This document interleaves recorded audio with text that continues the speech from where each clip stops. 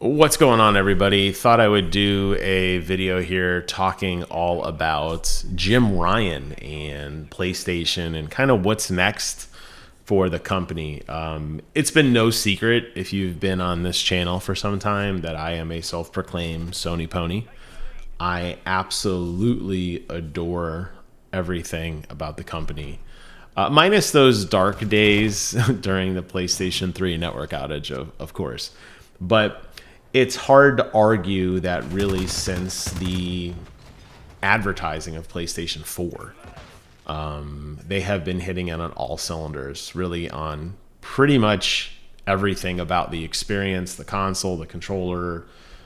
Everything has just been going so well for them. And I think I credit it, I should say, to some of the most amazing experiences of gaming and just their wonderful partnership system that they have. Now, that's definitely the point of contention, particularly with Jim Ryan. I think a lot of people feel that Sony doesn't play fair. They do a lot of exclusive partnerships where they'll gate content away from Microsoft for some time. They sign a lot of exclusive deals to get special cosmetics or specialty items or whatever that really do kind of, I feel like make people mad because it's not fair. But I'll tell you, in business, and I've said this on my channel for a very long time, and I think Jim Ryan was the epitome of this, and that's why I personally liked him so much. He's not there to make friends. And he is there to drive out competition. And that's exactly what competition is supposed to do. The best business practices win. The most aggressive company wins. The ones that release the best experience for the users win. And if you look over the years of the sales, of how the consoles stack up, of the exclusives, of what the game of the year is, of what Metacritic ratings are, any possible metric, it's hard to argue that Sony is not dominating Microsoft on all fronts. Obviously, the elephant in the room, Xbox Game Pass, particularly with the fact that Microsoft has so much capital. Obviously, they bought Activision Blizzard for billions of dollars. They bought Bethesda for billions of dollars. Outside of Microsoft just throwing money at people, it's always Sony that companies want to come to. And I think they've done a really good job of fostering and breeding that loyalty with a lot of other companies, particularly a lot of JRPGs, which are really hard to find on a console outside of the Nintendo Switch.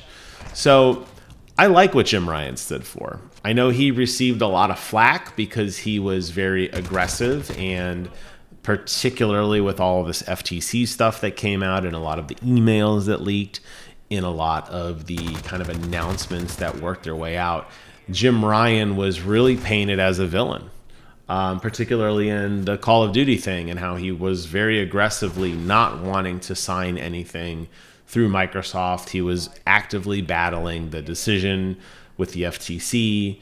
A lot of people probably look at his retirement as a potential kind of defeat moment where he kind of had to cave in, sign the agreement, start to give up that exclusivity that Sony has had for years now with Call of Duty, and kind of, hangs his head in shame and leaves.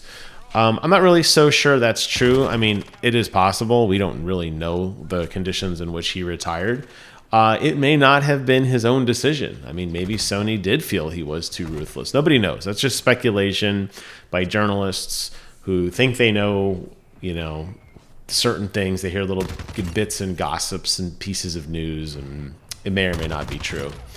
What we can say is true, though, is that if you are a Sony fan, it's hard not to rally for a guy like Jim Ryan, who fought so violently and aggressively for his fan base and really went kind of, overboard at times in the name of PlayStation. And that's the kind of loyalty and that's the kind of passion that I, as a fan, rally to. That's not to say you have to always be dirty, because that's obviously not true. And while a lot of people would say that Phil Spencer is phenomenal for the industry, his demeanor, at least verbally and kind of the public, is a lot more calming and welcoming to gamers. Now, we talked about on this channel a couple days ago some of the nonsense that Phil had written in email. So there is definitely that cross between the online persona versus the behind closed doors, so to speak, persona. I don't think Jim Ryan ever suffered from that. I think Jim Ryan always came off as a very aggressive businessman from the beginning, and I appreciated that. I think the days of guys like Sean Layton, where everybody's standing around and laughing and giggling, I hope Sony does not go back to those days. I think what Sony needs to remain successful is not taking their boot off of the throat of Microsoft and continuing to pursue aggressive policies and continuing to develop their own brand of games. It's definitely impossible for Sony and whoever Jim Ryan's replacement is to ever compete with the sheer amount of money that Microsoft can throw at something. That's just not going to happen.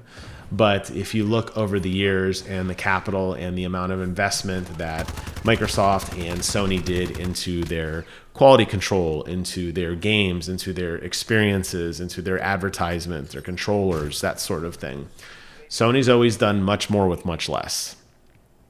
And when push did come to shove, some of that extra capital was spent on those decisions. That's why you get extra levels in games like Arkham Knight.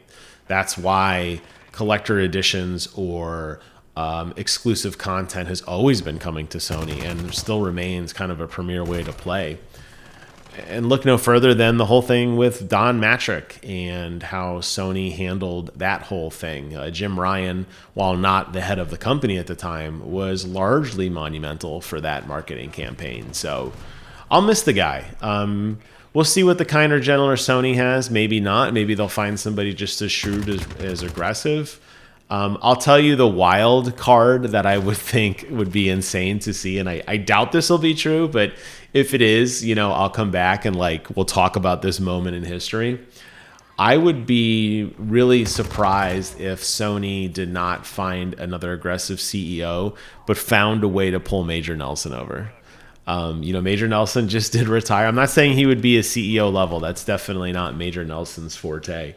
But, in terms of Sony getting back to kind of that 1-2 punch that we saw years ago, where you had kind of a main CEO like a Shuhei and then like a lead engineer who would come out like a Mark Cerny type, maybe we'll get back to that. And maybe, I don't know, whoever the replacement is, maybe you'll have a Major Nelson component. It remains to be seen. I don't know.